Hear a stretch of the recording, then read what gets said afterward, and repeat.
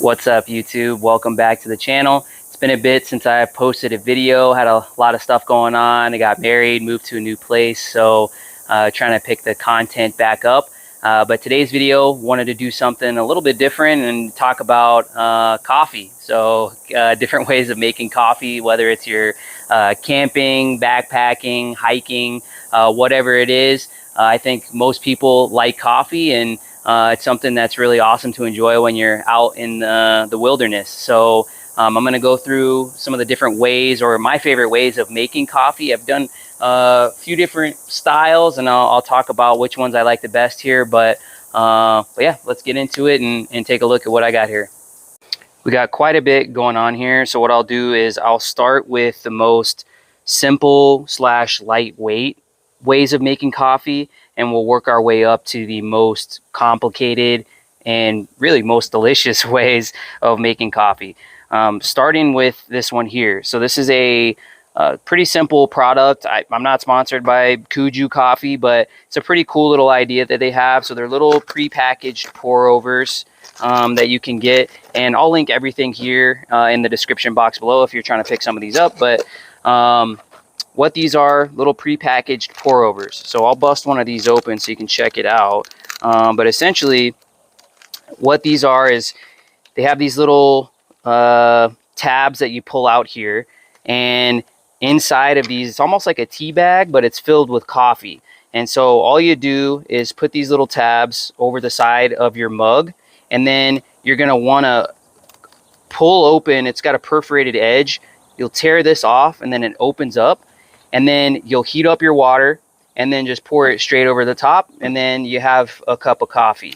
This is their light roast. They make a few different other roasts, but it says that you can make 8 ounces of coffee out of this. So what I like about these ones, and the coffee's not bad. I mean, it's not the best coffee in the world, but what's cool about it is it's so lightweight. So all you have to do is just bring this, and then whatever means you need to heat up your water.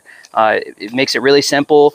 It's really contained. So once you're done with this, you can chuck it, put it in your trash or whatever, and then you're good to go. You enjoy your coffee, and then you make your way. So I like these for when you're doing like a backpacking trip, or you want to be really lightweight for a day trip or whatever it is. It makes it really compact, and you can take multiple of these, and it's just really streamlined. Probably not the most affordable way of doing it. I think this box was like 16 bucks. So kind of expensive for 6 of these, 6 cups of coffee, but it is a really convenient way. Now, the next one that I really enjoy as well is also a pour over, but this is the GSI little, I don't even know what the model is called, but it's a little collapsible pour over. So it's one little contained unit like this, and then pops open. You pull this out, and then the only downside of this is you have to bring along coffee filters. So these are the ones that I utilize. I'm sure you can use just whatever run-of-the-mill coffee filters you want, but you'll pop one of these filters into this pour over. You put your coffee in there, and then you'll set this on top of your coffee mug. So you heat up your water, you pour it over, it drips through. Really makes really good coffee. You can make it as strong as you want. I usually like pretty strong coffee, so make it as strong or as weak as you want. And it's pretty quick to make coffee with these, especially if you're doing multiple cups. You just pour it over, and a lot of times with my wife, we'll have 2 cups set up. I'll put enough coffee for 2 cups, and then you'll just bounce from cup to cup until they're full, and then you have a nice cup of coffee. They have other iterations of this. I think Sea to Summit makes one of these, and some other brands make these, like Jet Boil maybe. The thing I like about this one, and it may seem like a downside, but I prefer to have the little paper filter, because when you're done, you just take this and chuck it in the trash, and then this thing is essentially clean. Some of the other ones have a built-in filter, like a screen in the bottom, and you pour your coffee straight into it, and exact same procedure, but then you have a bunch of coffee grounds in your thing, and then you have to like wash it. You can't put it away super quick. So I like the ability to just pull this out and throw it away. And then the cool thing about this is this little lid to it if you're going to make multiple cups of coffee or do multiple batches, you can just set this on here, and then you don't get a bunch of dirt all over this thing. And then when you're done, you know, you can flip this over and close it up. So this is another good option for more lightweight stuff. So if you're doing, again, backpacking, this is usually the way I go if I'm going on a backpacking trip or a day hike. And like I said, it makes pretty decent coffee. I'm getting eaten alive by mosquitoes out here, so I had to throw some sleeves on. But the next style of coffee making is kind of this cool, ingenious way of making coffee. So it's like a coffee maker slash espresso maker all in one contained unit. So I'll give just kind of a brief rundown. I'm not going to do it on camera, but inside it has this little coffee basket. You kind of experiment with whatever type, like how coarse of a ground you want. If you want espresso style, if you want you know, just regular coffee. So you'll fill this up, close it down, you'll pour your hot water into this portion, and there's actually measurements on the inside here that you can choose between depending on what style coffee you're trying to make. So once you select your style, you'll take the basket, you'll drop it in, and it just drops through, and there's like bubbles that will come up as this thing's falling through. And then you're going to want to kind of tap it a couple times to make sure it's all the way to the bottom and all the air is out. Once that happens, then you'll put the lid on, and then you'll rotate this orange ring, and this is what is like I guess it's called the extraction process. So it's extracting the grounds, and this is how you're able to make an espresso style. It's kind of like a pressurized way of drawing the water through the coffee. You keep doing this, kind of takes some time and a little bit of muscle to do it. And then once it pops off, you have your cup of coffee ready to go. So it's kind of a cool little gadget. Not my favorite way of making espresso or coffee, just because it's kind of a cumbersome, I guess, in a way, but it still is pretty cool. And it's nice that it's one contained unit and you can do espresso or coffee.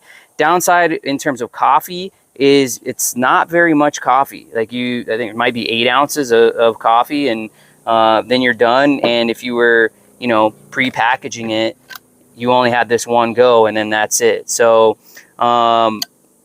it is pretty cool. And it's like, a fun gadget that you can show people, but not my most favorite, but I still use it from time to time. So, and this isn't the only, I think it's WACACO or WACACO, I don't know how to say that, but I got a couple more of their products here. So the next way of making coffee, I'm sure everybody has seen this. This is just a traditional French press, so don't need to get too much into this, but this is a GSI French press that I have. This is what I'll utilize when I'm truck camping typically, and I want to just have regular coffee. It makes the most coffee per batch, and it keeps it relatively hot inside this like insulated sleeve, and you can serve up coffee to multiple people. What I'll typically do is I'll get up, make a batch for myself, then I'll remake another batch for the rest of the campers that are with me.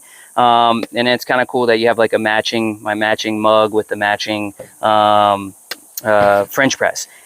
Downside to the French press is you just have to clean it. So unlike the other pour over that has like a paper filter, you just throw it in the trash and you're good to go. This thing's kind of messy. You get all the grounds in the bottom, you have to rinse it out, and then repeat the process. And yeah, that's pretty much it to say about a French press. Everybody knows what that is. Now, before I move on to this last one, I want to kind of go over my stove setup for the pour over version, and I guess sometimes the French press, but the French press I usually use this larger stove. You can actually see this in my camping bin video if you want to check it out, but I just wanted to go over this because it's relevant to the coffee making procedure. So this is a little GSI kettle, and inside of it I keep all my stove stuff. So I keep my lighter, some extra matches, a little bandana to clean up stuff. This is a little fuel and some isobutane fuel, and then this pocket rocket is how you would actually heat the water. So this guy just pops open like this, and then you would screw the stove onto your fuel, fill up your water, set it up here, ignite it, and then you would boil your water, and then you would do, if you're doing the pour over or whatever it is, and then you can kind of put everything back in. I like this setup because it's all really contained, especially if you're doing this method. You can just keep everything inside this one little stove setup, and I won't package it all up, but you can drop everything in, close it up, and then you have your entire coffee setup and your camp kitchen in one little thing. So that is that setup. So the last way, and really my most favorite way of making coffee, is with these Nanopresso espresso makers. So I prefer espresso to coffee, which is probably why this is my favorite way, but I'm going to start getting this going so I can show you how it's made, and I'll kind of explain everything here in just a second. But I'm just pouring some milk into this little milk frother, which I have plugged into my truck over here, so we'll get that going. I'm going to pour some water into this kettle here, just so this stuff is kind of cooking while I'm talking here. But yeah, so these little espresso makers, so these two, they're the same. It's just the same thing, just different colors. This was my original one, and this was actually the main way that I used to make espresso. I'd never had an espresso machine at home, and this is how I would do it. It makes really phenomenal espresso. I'm not like a espresso connoisseur, but it's pretty bomb in my estimation. But the units themselves is a single espresso, and then if you want to do double espressos, you have to buy this barista kit separately. So initially I was making single shots all the time, and then when people would ask for one, you'd have to like make two, and it kind of becomes cumbersome. So definitely recommend getting the barista kit. But essentially what it comes with is the single kit itself comes with 2 espresso baskets and then a little carrying case, and that's pretty much it. The barista kit comes with this little adapter that goes on top here, and then it comes with 2 double baskets, and then it comes with a water reservoir that's double as well. So this is typically the main way that I run it now, is like this. And then the barista kit also comes with this little espresso tamp. So when you load your espresso, you can tamp it down. And then I think it comes with like this little brush or whatever. But really solid espresso that you get out of this. It also comes with these little lids for the espresso basket. So you can preload, like if you were going on a backpacking trip or something, you could preload all of these and then just put lids on them. And then when you want to make them, you get out there and then throw them in and you're good to go. So you don't have to bring this whole entire thing of espresso. So once this gets boiling here, which I think it's about ready, we can start doing this. So I'll load up some espresso here so you can see, and I'm just going to do a single for now, just so we don't have to watch, you know, a longer process here. But oh, and also comes, I forgot, it comes with this little scoop too. So you're going to scoop up your espresso. Make sure I'm in frame here. Load this baby up, and hopefully this doesn't take too much time or people care about this, but I'm going to go for it and do it anyway. And then you can tamp down your espresso. Then you're going to drop the basket on top, put your lid on, move this out of the way, and looks like the water is boiling, so we will pour the water in,